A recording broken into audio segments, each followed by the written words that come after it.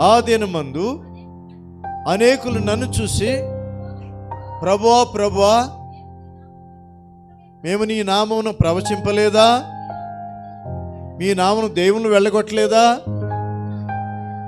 మీ నామను అనేకమైన అద్భుతములు చేయలేదా అని చెప్పుదురు. ఆగుదాం. మీరు నేను ఏమంటామో తెలుసా? ఒకవేళ ఆ సందర్భం మనకు వస్తే, ప్రభువా మేము క్రమంగా చర్చకు రాలేదా? మేము క్రమంగా చర్చకు వచ్చి దశమ భాగం ఇవ్వలేదా? కానుకలు ఇవ్వలేదా? ఏదో క్రికెట్ మ్యాచ్ అంటే ఆ స్టూడెంట్స్ హెల్ప్ చేద్దాం, దాన్ని కూడా స్పెషల్ కాంట్రిబ్యూషన్ మేము చేయలేదా? పేదోళ్ళకి హెల్ప్ చేస్తానంటే నేను చేశాను కదా ప్రభువా. మరి రకరకాలైనటువంటి మనం చేసిన క్రియలన్నీ జ్ఞాపకం వస్తాయి. మంచిదే, ఇది కాదంటలేదు ప్రభు. కానీ ప్రభుని పిలిస్తే పరలోక రాజ్యంలో ప్రవేశం లేదంట. మరి ఎవరికి ప్రవేశం?